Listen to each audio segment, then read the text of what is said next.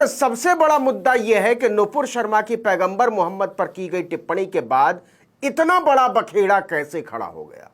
अरब और ओआईसी छोड़िए, संयुक्त राष्ट्र ने भी हमको सहिष्णुता पढ़ा डाली। मेरा सवाल है कि आखिर ऐसा क्यों हुआ। किसी पॉलिटिकल पार्टी के प्रवक्ता के टीवी के चंडूखाने वाली डिबेट में दिए गए बयान पर अंतर्राष्ट्रीय बवंडर खड़ा हो जाए, राजदूत तलब कर लिए जाएं, भारत से माफी की मांग होने लगे, विदेश मंत्रालय को जवाब देना पड़े, ऐसा इसके पहले कभी नहीं हुआ था। तो फिर इस बार ऐसा क्यों हुआ, हम बताते हैं। एक कहावत आपने जरूर सुनी होगी, बाप बड़ा ना भैया, सबसे बड़ा रुपया। तो सर जी, सारा खेल इसी रुपये का है, वरना हिंदू मुसलमान का मामला होता तो बीजेपी कहां जाकर खेलती, इसका हम और आप बस अंदाजा ही लगा सकते हैं। अगर अभी भी आप सोच रहे हैं कि भारत में विदेशी मुद्रा सबसे ज्यादा अमेरिका में बसे हमारे भैया दीदी, चाचा ताऊ, फूफा मौसा, मामा मामी भेजते हैं, अपना देश छोड़कर अंकल सैम के देश जा बसे वैज्ञानिक, एमबीए, कारोबारी, investment banker, professor, doctor, engineer, designer, वकील जैसे लोग भेजते हैं, तो आप सरासर गलत सोचते हैं। आपको लगता है कि इंग्लैंड में बसे भारतीय भेजते हैं सबसे ज्यादा विदेशी मुद्रा, तब तो और गलत सोचते हैं। लगता है जर्मनी, कनाडा, ऑस्ट्रेलिया या फ्रांस में बसे हमारे भैया दीदी लोग भेजते हैं, तब तो खैर एकदम ही गलत सोचते हैं।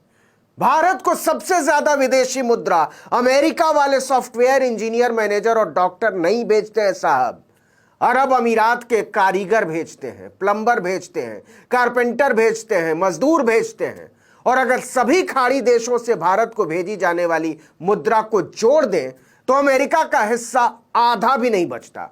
ब्रिटेन और कनाडा, जिन पर आप मरे रहते हैं, वहां जा बसे चाचा ताऊ तो कहीं गिनती में भी नहीं आते। चलिए इसको देख ही लेते हैं। भारत को विदेशी मुद्रा भेजने के मामले में संयुक्त अरब अमीरात पहले नंबर पर है। कुल मुद्रा का लगभग 27% अकेले यूएई में काम करने वाले हमारे मजदूर कारीगर भेजते हैं। अमेरिका का नंबर इसके बाद है, लगभग 23% मात्र। सऊदी अरब से भेजी जाने वाली रकम का हिस्सा है 11.5%, कतर से 6.5%, कुवैत से 5.5% और ओमान से 3%। ब्रिटेन में बसे भारतीय तो जैसे तैसे ओमान की बराबरी कर पाते हैं, और कनाडा वाले अंकल तो केवल जी 1% विदेशी मुद्रा भारत भेजते हैं। और अगर कहीं पांचों खाड़ी देशों को मिला दिया जाए तब तो मुसलमानों से आपकी नफरत का नाड़ा खुलकर नीचे गिर जाएगा। जोड़ लीजिए, 26.9, 11.6, 6.5, 5.5 और 3%। मतलब दुनिया भर में बसे लोगों की तरफ से भारत को भेजी जाने वाली कुल विदेशी मुद्रा का 53.5% यही मुसल्ले, मजदूर, कारीगर, छेनी, हथौड़ा, फावड़ा, कुदाल चलाने वाले भेजते हैं, जिनसे आप नफरत करते हैं।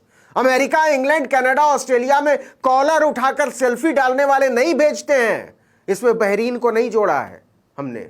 और यह आंकड़ा कोई मुसल्लों के अब्बा का नहीं है, इकोनॉमी के बड़े पापा वर्ल्ड बैंक का है। जिस विदेशी मुद्रा भंडार पर राष्ट्रवाद के स्वामी इतरा रहे हैं ना, उसके लिए 76 लाख भारतीय खाड़ी देशों में हाड़ तोड़कर कमा रहे हैं। अपने राष्ट्रवादी विदेश मंत्रालय का डेटा है ये कि अकेले यूएई में हमारे 31 लाख लोग काम करते हैं और 28 लाख सऊदी में, जिनको आप गरिया रहे हैं कि हाय राम, हमारे लंपटपन को लंपटपन कैसे कह दिया, लंपटपन के बिना हम जिएंगे कैसे, नारा बुलंद किए हुए हैं कि मुसल्लों ने हमारे लंपटपन को खोल कर कैसे रख दिया, हम बवाल कर देंगे, आपको जीने नहीं देंगे। आगे बढ़ते हैं। जो लोग इलेक्ट्रिक स्कूटी तक खरीदने की औकात नहीं रखते ना, वो भी इंतजार में बैठे हैं कि ऑयल इकोनॉमी खत्म होने वाली है, बस खत्म ही होने वाली है। इसके बाद अरब देश बर्बाद हो जाएंगे और इसके बाद मुसल्लों का तेल निकलेगा। अरे भाई, 10 रुपया तेल महंगा हो गया तो सुस्सू निकल गई खरीदने में। रोज अरब का मुंह ताकते हो कि आज क्या भाव दिया है, आओ पढ़ाते हैं तुमको। 30,90,000 बैरल तेल रोज इंपोर्ट करता है भारत। दुनिया के तीसरे सबसे बड़े ऑयल इंपोर्टर हैं हम।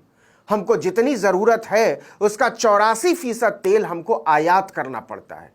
यह तेल आता कहां से है तो सुनिए, 14% अमेरिका से आता है, 15% अफ्रीका से आता है और पूरे 52.7% तेल हमारा हिंदू राष्ट्र मुस्लिम मिडिल ईस्ट से मंगवाता है, खरीदता है।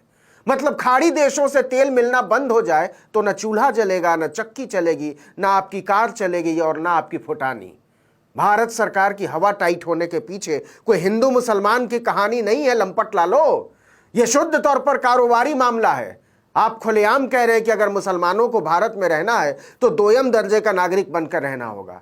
आपके नेता कह रहे हैं कि हम कपड़ों से पहचान कर लेते हैं। आपका मंत्री कह रहा है कि देश के गद्दारों को जूते मारो। भाजपा के सांसद कह रहे हैं कि मुसलमानों का भारत में क्या काम। और यह सब कोई नुपुर शर्मा के जमाने में शुरू नहीं हुआ है। जरा सोच कर देखिए, जिनके पुरखों ने आजादी की लड़ाई लड़ी, जो यहां की मिट्टी में पैदा हुए और यहीं दफन हो गए, उन्हें खदेड़ने की बात कर रहे हैं। तो जो 76 लाख भारतीय खाड़ी देशों में ही विदेशी हैं, अगर उनको भगाना शुरू कर दिया तो आपकी अर्थव्यवस्था का क्या होगा? आपका सारा राष्ट्रवाद और हिंदुत्व 2 मिनट में शीघ्र पतन का शिकार हो जाएगा। आत्मनिर्भर भारत का नारा ना मुरमुरे का ठोंगा बन जाएगा। लेकिन मूर्खों की जमातों की समझ में यह बात नहीं आएगी। एक रिपोर्ट कहती है कि लगभग 86% कारोबार बढ़ा है भारत और खाड़ी देशों के बीच। 2020-21 में हम 27.8 अरब डॉलर का निर्यात करते थे उन्हें, और अब सीधे 44 अरब डॉलर का करते हैं। जमूरो, हिंदू और मुसलमान का नहीं, 155 अरब डॉलर का रिश्ता है हमारा खाड़ी देशों के साथ।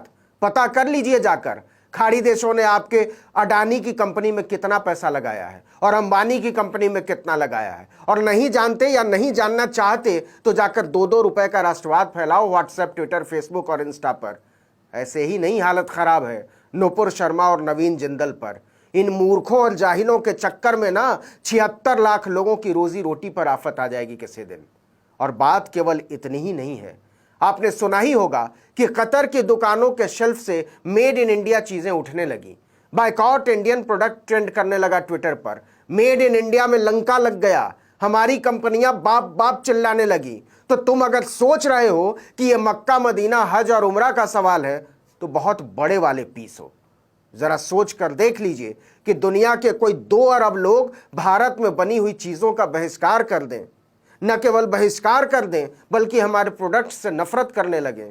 क्या होगा हमारी इकोनॉमी का? क्या होगा हमारी कंपनियों का, हमारी अर्थव्यवस्था का और आपके हिंदू राष्ट्र का?